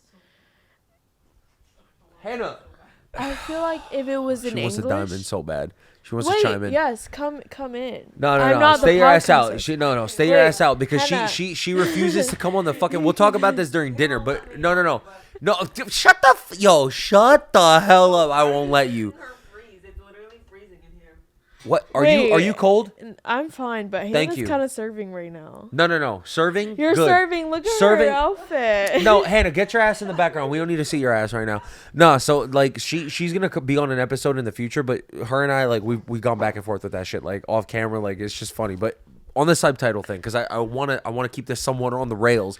You guys are saying I'm crazy, and I agree. I know it's a red flag, but you gotta have some sympathy for your boy because I think it's because I have ADHD. Look, I think I do film too. it's a visual art form. That's true. They don't make films for you to be reading the That's subtitles. exactly what I'm saying. I'm trying to watch what they put on That's screen. true, And if that's I'm true, that's concentrated on real, reading the but- fucking translation of the dialogue, it's not going to provide me with as in-depth, like, as it's not going to hit me as hard. Yeah. Okay, I get that. And I'm not trying to like, I'm not yelling at you. I'm just Yeah, saying no. like, I'm passionate about this because like people shit on me and it's like, guys, be a little gentle with your boy. Like I can't read as fast as y'all. So that's why Hannah's going to smoke me in that reading competition. I already know. She's But gonna smoke you, because she's a woman and women are amazing. are you one of the men are trash? No. Sorry, I didn't I mean to can't. derail that. No, go ahead, continue. So No, but like I think like having to read subtitles keeps me focused on films and also just like watching them in theaters. wait, on the plot or on the visual aspect though? You don't feel like you ever miss out on like a scene? Like Oh, a I cool scene? do, and that's like the thing that frustrates me. So it but does I bother don't want to, you. but I don't want to cut out movies, period, because I don't understand the language. That's a good point. I think So I'm I'm just gonna try to salty watch maybe it a few about that. times. Yeah, that's a good point. Like I've seen The Worst Person in the World multiple times. So Norwegian film, what do you give that out of 10? You're saying it's a perfect 10? It's great. Yeah, I give it a perfect 10. Wow. But my favorite movie is right now, because I changed them, and I'm not a prolific film enjoyer. I don't have a letterboxed because I don't think I am prolific enough to have one. But I love Before Sunrise. I don't know what that. The rest of the films, because there's 3. So Richard Linklater. Oh my I don't God. even know If who the that's- fuck that if is. That that's not sounds his like a name, made up I'm gonna Dr. be- Seuss I'm ass gonna be character. So embarrassed if that's not his name. Doctor, you said Richard Richard Linklater. That sounds like a Dr. Seuss character. So Before Sunrise is a trilogy. The first movie is about. Is oh my it? God, she got her delivery. She got McDonald's. Fucking. I thought we were boycotting McDonald's. Why? Are we? Yeah, we are. I am. Why? Wait, don't 'Cause put it's that unhealthy. on the podcast. No, I yeah. know we're boycotting Starbucks. Why McDonald's? All right, can Because- we need a politics aside. Let's talk about this after We'll we talk finish about rolling. after. After we finish rolling, go eat your fucking stupid ass McDonald's with the processed foods and all that shit. I'm a little bit obnoxious with that. So Before Sunrise is this film where. Wait, I'm this- sorry. Can Should you start I over? talk about it? No, Should no, I yes, talk about yes, the yeah. But movie? start over and just say "so before sunrise" because I was talking over you, so it's Oh not no, gonna be a it's quick okay. transition. I was just saying like so the worst person. Oh my God, Kitty is coming. So Before Sunrise is one of my favorite movies. It came out like in the 90s, so I'm very late to it, but I did go see it at the IFC and I was sobbing in the theater. But Before Sunrise, oh my God, beautiful. What is French film? It is, so one of the characters is French, but it takes place in Vienna, which I went to Vienna this summer. What language is it spoken in? English. So Richard Linklater made this film that apparently was based on his own experience of Jesse, who was played by Ethan Hawke, is on a train on the way to Vienna. So A-list Hollywood. So A-list Hollywood. So Ethan Hawke, this is like the 90s. I don't know exactly which 90 whatever. And he's on a train from Budapest to Vienna. Okay. And he is on the train and there's this German speaking couple beside him. They start arguing, so he moves to another seat. And when he moves to his other seat, he sees this girl, Celine, French girl. She's coming from Budapest and then she's going to go to Paris. So her train is the trains obviously stop in like different cities, so she's going to Paris to go back to school. It's a romance novel or movie. Yeah, so basically he sees her, they start chatting, and they have this conversation, and then they get to Vienna, which is where Jesse is supposed to get off. Jesse's American, and I already see where this is going. he is Stays on the train. He's going to Vienna because his flight back to the US is from Vienna. Jesse meets Celine on the train. Celine's a French girl. She's studying in Paris, but she was in Budapest visiting her aunt or great aunt. And they have this conversation, and then he's like, this is the craziest thing, but get off the train with me in Vienna. Spend the night, like, we'll hang out. And, you know, if I end up being, like, a creep, then you can leave. You can just get another train to go back to Paris. But I really want to keep talking to you. Damn, that's fucking hot. So, Jesse, Ethan Hawke, and Celine, who is, oh my God, her name just left my mind. But when it comes back, I will say her name. So, Celine, the French girl, they get off in Vienna. And they just spend the next, like, few hours together and do all these things together. It's, like, the best, like, romance thing. And the thing about romance films that I learned from my mother is that the films... So, I watched Roman Holiday, which is Audrey Hepburn, Gregory Peck. She's, like, a princess. She, like, passes out because of something, and she meets this American journalist, and they hang out, and then they don't end up together, but they, you know, were in love at the time. So my mom was like, I love these kind of movies because I love when the characters don't end up together. And I think I inherited that from her. That's why you like Past Lives. That's why I love Past Lives. I think, like, I kind of, because also in my personal experience, I've never dated anyone, and there's people that I've definitely, like, liked and felt like I could take to another level, and then just we didn't do that.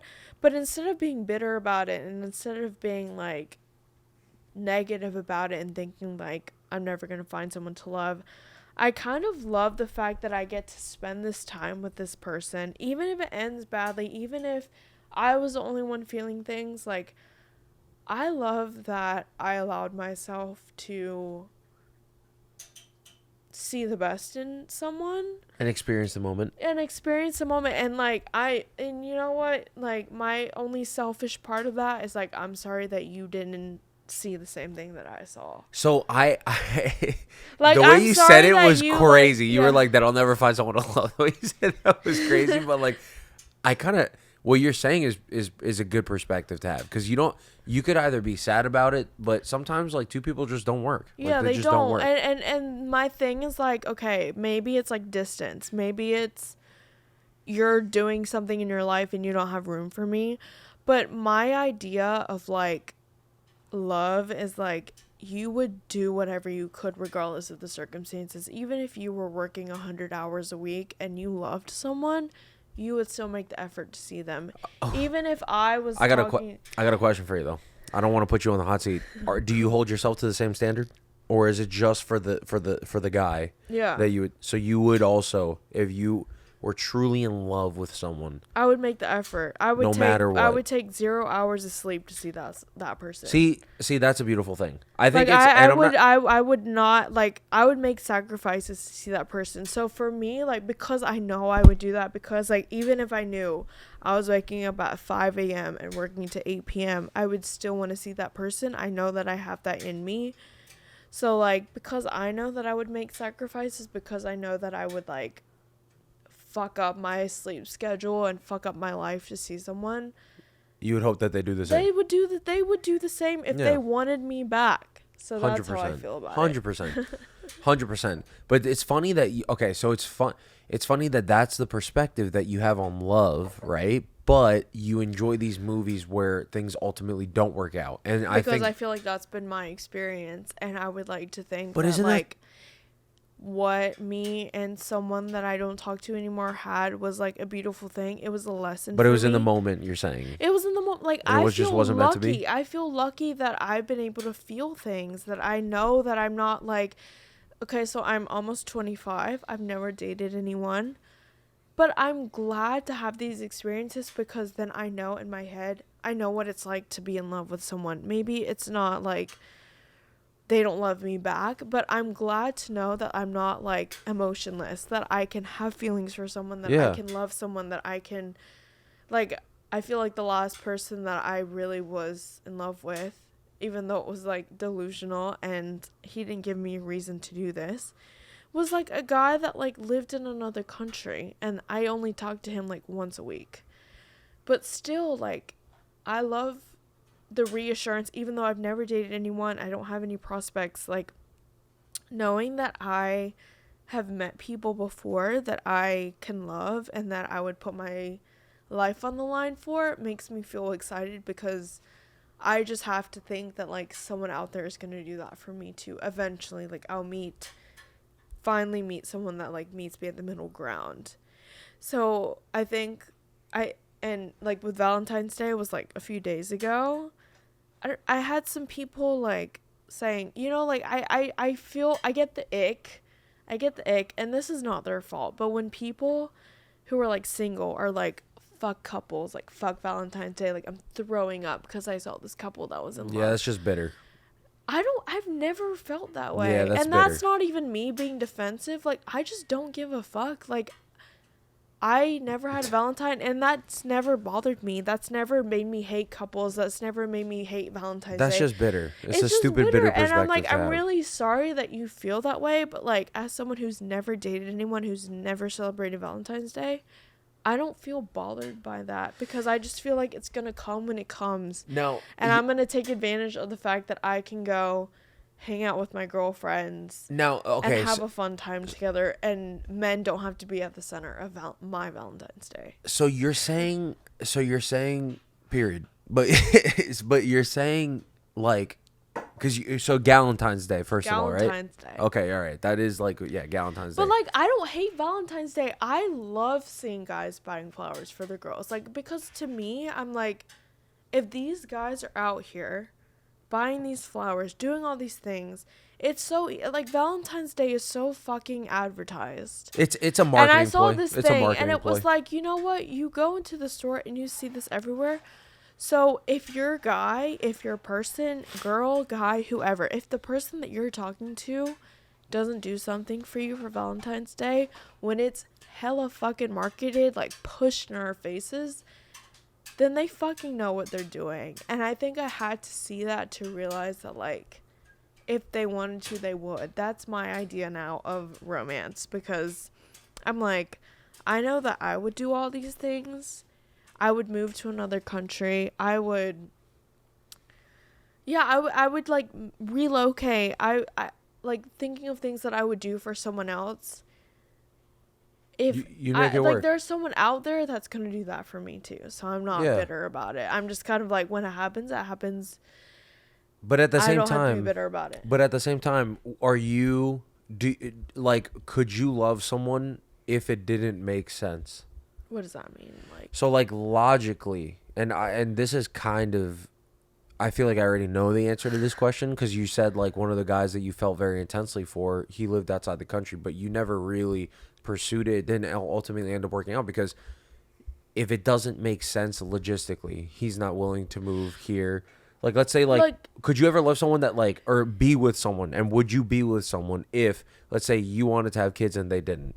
So that's, like, yeah, that's value-based hard, because, like, I don't think that I want to have kids. I think eventually I'll want to, but because I'm in my early 20s and I'm never dated anyone, I don't know what it's like to, like, meet someone that I want to have kids with, so I can't really think about that. But assuming you, okay, let's say you didn't, but the guy did, right? And let's say you knew for the rest of your life you didn't want to.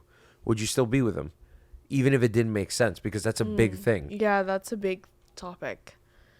And it's not just with the kids thing. It's just saying, like, Just like in general. Like, yeah, like anything. I feel like logistically, if you feel that there's a huge mismatch on something that's very, very essential, like to a person's life. Yeah. If you guys don't have the I same feel like- career or whatever, you know, like Yeah, outlook on life. if you can't find a compromise there, then you're probably, like, even if you love that person, like, I feel like if you're meant to be, you would find a compromise there. That's a good perspective to have. Just because, people could get delusional when it comes to love and just be like, if they made it work, they want to make it work. But it's like sometimes like if you don't want to, you can't not be yourself. Yeah, And for something yeah. that's real, right? Now I'm not saying like your opinions can't change. Obviously they can. Yeah. Like relocating. And your idea of like having kids, like, so for now I don't want to have kids. Will I want them in the future? Maybe. You don't know. I don't fucking know. I'm 24. But let's say if you knew, Yeah. like this was something that you're so Yeah. like you just know that this is an essential part of you, and there was a mismatch there. Logically, could you love someone that logically did not make sense for you? I feel like I wouldn't truly be loving them though, Because because I couldn't find a compromise. That's what I'm with saying. Them. Yeah, Like that's if you what I'm love saying. someone, I feel like you compromise with them. Yeah, that's what I'm saying. Because love, I feel like the only reason I'm asking this, right, and the thing I'm not trying to set you up, but the thing I'm trying to get at is like a lot of the times like in movies and shit, right? And it's weird because it's I guess anti what you're talking about with past lives, because past lives broke the norm. But in movies and shit, they make it seem like love and relationships is all sunshine and rainbows. And personally, I think that fucked me up. Like when I was younger, my expectations for relationships were so fucking wild because I was used to seeing the rom-coms and fucking Matthew McConaughey and whatever it was, and I would just be like, that's not really how it works. I Yeah, feel like it's in my not. personal experience, but I could just be jaded. Yeah. I mean, I I don't don't know. I think like with my identity crisis that we were talking about, with like me never dating anyone, I feel like I've just always kind of had a passive and positive outlook on it. Like I haven't let it really change my life or make me feel like negative about myself. Like I don't think that me never dating anyone means that I'm unlovable. I think I am lovable. 100%. No, you can't think that. And- Everybody, no, that's crazy and to think. So I just like don't think that. So it hasn't made me negative about myself, because I'm kind of like, someone is out there, someone will be out there, and like I have the privilege of living my life for myself. It's the only time in my life, and this is from a TikTok that I saw recently that I think I needed to see, that like being single gives you the privilege of being selfish. I get to choose what I want to do. If I want to go see a movie, I'm going to see a movie. If I want to go to the museum, I go to the museum. I can choose whatever I want to do. You don't have to take somebody else's I don't feelings. have to like care about what someone else Yeah. thinks. I can do things by myself Yeah. without having to be like, oh, sorry, I don't want you to come because I just want to be alone right now. Yeah. I can see that. And I have been lucky because I've met guys from different places. I've like I was telling you earlier, kind of like some of the dates that I've been on have been genuine, like me wanting to meet this person and talk to them, but at the same time kind of being a social experiment of like how guys from different countries kind of react to dating. But I think, yeah, like right now is the only time where I feel like I can be selfish and like put myself first, only think of myself, only like make the choices of what I spend the weekends how I want to, spend my days, nights how I want to, without having to take into consideration someone else's feelings. I really like that, and I'm used to it, and I feel like that eventually could be a downer when I do enter a relationship. What do you mean? What do you mean by that? As in like, if I start dating someone, and again, this has to be natural, so I might not end up doing this, but I'm like, what if I start dating someone, but I'm so used to just going to events, going to things by myself, that I don't tell them that I'm doing them. And okay, if I start dating someone, but I have all these movies that I want to see, do I have to tell them every single time I'm going to a movie? Or do I just say like, oh, going to see this movie tonight, we'll let you know how it was? Or do I have to let them know every single time I see a film, every single time I go to an event, every single time I do something? Do I have to like tell them and let them know? No. Or can I just do those things on my own and then tell them afterwards and hope that they appreciate that I was taking care of myself by I think that is the healthy perspective. And the reason I laugh is because recently, like Hannah, she told me that she's been, so there's like an Alamo draft house near us, and I've never been there. And we've lived here for over a year now, and I've never been there, and I've always wanted to go because I heard it's a good experience. And I found out recently that she's been without me, and I was like, Well, what the fuck? Like, I was kind Slay, of, Hannah. I was kind of like, no, I wasn't tight that she went to go see a Yeah, movie yeah. without me. I was just kind of tight that I'm like, because there was one movie that I had been begging her, like, on my fucking Oh, what knees. movie was it? Across the Spider-Verse. I'm a big Spider-Man see fan. that. I didn't see Are you fucking kidding me? I You haven't got seen Sony it. headphones on. You see, you like animation too.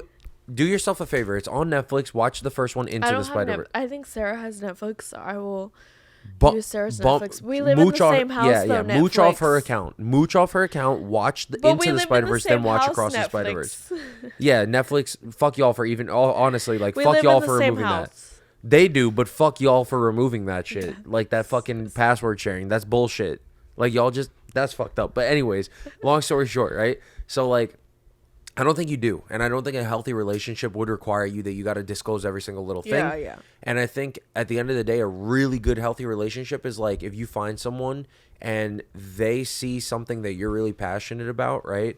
And they kind of accept that as a person of you and they love you for it and they're not going to get tight that like for example with the movie thing that you have to tell them I'm going here, I'm going there, and you have to bring them along. Like you recognize that like, and I think Hannah does a really good job of this actually, and I'm not just saying this because she's fucking behind this stupid ass divider and eating her McDonald's and hearing this, but like she does a good job of knowing that like something I really truly appreciate is time with my friends. Yeah.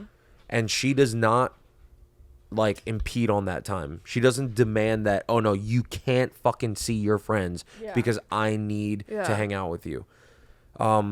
You know, and that's not to say that like, oh, you know, our relationship is the fucking ideal. Like that when people do that online, I think that's cringy as fuck. I'm just saying like I think a good aspect of a healthy relationship is having that. So Yeah. what you were I saying think is so too. facts, I think yeah. like even if I've never been in a relationship, I feel like I kind of know what I need and kind of what You know the good signs of a good one. I know the good signs. I'm like, we respect each other. I feel like I'm 100%. very independent. Also, I've never dated anyone, so of course I'm going to be a bit independent in that space as well. But I would want someone that respects that I have a career, that I have a job that I really want to do well at, that I have a career that I'm working on, that I have ambitions that I need to work on, and knowing that like, okay, if I can't communicate every single thing to you, it doesn't mean that I don't think you're important. It's just that like I You're have a preoccupied life. with something else. I Yeah, have you a got your own life shit. that I have to live. But at the same time, like, I want to be supportive. I want like a partner that I can have something to be supportive of them about. Like, I want them to have a passion in something so that I can be like, I love that you're passionate about this one thing and I want to support you in this passion for one thing. Even if that's their job, if that's a hobby, if that's like a company they're building. Like, I love seeing people having passion for something because like I was saying with journalism, like I've wanted to do this since I was in 5th grade and I'm still working at like figuring out what exactly I want to do. But I feel like because I have goals in my life, because I have ambitions and I have I have things that I want to work towards and like things I want to fight for. I would want someone else to have those the same kind of like mindset of like I can always be better. I can always Goal oriented. Yeah, I like a driven. goal oriented person, and I don't like egotistical people. Like I don't like people who put their personality into their work and think that like their work makes them a good person or it makes them a successful person. That's a good I outlook. think you need to have balance. But I want someone that is motivated, that has something they're working towards, because like especially at our age when we're in our 20s and like we're still figuring out exactly what we want in our lives. It's grind time. I want someone who's like grinding, or at least someone who's not like, oh, I'm in this job and I feel trapped here, but I'm going to stay here. Yeah, You know, and oh, I feel like there that's a are good people perspective. our age that do that like enter into a field that they worked so hard to get into. It's not exactly what they wanted, but they're going to stay in it because it's all they know. I want someone who like kind of like knows their place and knows exactly what they want, and they're going to make the connection between where they are and what they want to be, because I feel like that's what I'm working towards. I got you. Yeah. But I think I've just been like single my whole life and like very independent, and I want someone that respects that and someone who understands that like I have things that I want to work towards, and you have things you want to work towards. I think that's why I want someone who is on the same level, kind of with work, because I don't want to be like a workaholic that's like putting off my partner because I have things to do with my job. I want to be the person that's like, oh, we're both busy, but we're both making time for each other type thing. It's a balance. Yeah, a balance. I want someone who understands that and isn't like either like ignoring me because I have other stuff, or who was upset because I'm just like, I'm sorry, like if I have to work on something, I have to work on something. I can't push it off. That's a good perspective to have. On that note, I will say, look, this has been a fantastic episode. Thank you for coming on. This is for sure going to be like, you got to come back on, because we didn't even, the thing is like your story, right? Your outlook and also your opinions. I think you have nuanced perspectives on things. And I think you need to come back on to dive into that journalism aspect of yourself a little bit more. I definitely can. I can talk about anything. That's fantastic. I'm glad that you're open to that. And I hope you had fun. I did. On that note, right now, because it's been oh my God. Okay, it's been close to 2 hours. Okay, ask me. We can do quick round as well. Quick round? Trying to do quick round. The only reason I don't want to touch any of the journalism stuff, because I think that deserves like a long format conversation. Whatever you think. The thing is like, you got legit, like the shit you're pursuing right now, even the AI stuff, that's really interesting, and I want you to go full tilt and like tell me all of your stuff. But before we end formally, you never explained to me the gerrymandering thing that happens in North Carolina. Like, it's basically where the state is cut up in a specific way. So, you have like voting districts. Like you talking about like county lines and shit, or like voting districts, like the way that the state is cut up. Okay. So gerrymandering is basically where the voting districts are cut up in a way to benefit one specific party over the other. That's a thing that but like that's a thing. Is it specific only to North Carolina, or no? It's not. Who determines that? The way it's cut up. Is it like the current political party that's in power in place at the time? Like, the government, like the state government. You're saying state legislature like cuts up those. Just to kind of cut it up. I didn't know that was a thing. Yeah. So that's that kind of is a fucked. That's a big. Oh, I have to burp again. Go ahead, burp. There we go. That's like a North Carolina thing, is like, and I'm sure other parts of the South, where the state voting is cut up in a certain way to benefit a specific party and a certain outcome that they're trying to. Outcome. I didn't know that was a so that's the thing. That's like a part of voter suppression. So before, I know we're in an election year, before you go off and like say bad things about the South, you really just have to know that like the South is a very diverse place. I think according to Scalawag Mag, which is a very popular magazine about queer people in the South, it actually has the largest like LGBTQ community in the South. It sounds like a pirate magazine. Scalawag. Scalawag Mag. And there's a lot of people down there doing very incredible, very brave work. To educate voters, to educate people on the voting process, to educate people on politics. And maybe they don't get the most attention and investment that they can get because of these like elitist ideas of like, oh, the South is, the way that it is. There's never going to be anything that we can do. Like, I think that like elitism and that just like ignorance towards the South is why you're not seeing change as much as you can, because there are people there trying to make the change. There are people there putting in the work. And I think this like prejudice against the South and this idea that the South is like the way that it is painted out to be, is just not. It's not fair. It's not accurate. I could see that 100%. I could see that 100%. Some of the best people, like my I have a lot of family in Orlando, like Florida and or greater Orlando area. Some of the best people I've met are from the fucking South, and they're super accepting. They're not like these racist fucking bigots Yeah. they like stupid, you know, mainstream media maybe up here in the Northeast or whatever it may be paints out like everyone in the South is automatically racist. Yeah. That's a crazy idea. It's just like a harmful idea. Yeah, Because it's a bad stereotype for to sure, paint. there are racist people there. There are people that believe in these like conspiracies and these like they have, you know, negative ideas of the country. Oh my God. Uh-oh. Okay, you know what? Okay. One last question. You're talking about quick fire. I have a Okay. question because you mentioned this really early on in the podcast. This is going to be really crazy, all right? Just be prepared. And if you don't want just be prepared. I'm kind of excited. If you want me to cut it out, we can cut it out. That's okay. We'll end this on this note. Real quick question because you're talking about conspiracy theories. Do you think JFK was assassinated by the CIA? Yeah. Oh, you think JFK was assassinated by the I CIA? actually don't know, but like I think that's a fun little conspiracy. Based off of have you looked into it because you said you were obsessed with the Kennedys? Or I was obsessed with the Kennedys. I don't know exactly if the CIA had. I know the CIA is sketchy and the government has done things that it needs to do for its benefit. So you're saying you wouldn't be surprised if you I found out wouldn't they be were? surprised if the He was. CIA finally came out and were like, we fucking did it. We blew his head off. Then I'd be like, okay, cool. You wouldn't be surprised. But at the same time, if they were like cleared of that shit, I also wouldn't be surprised. I don't know who killed him.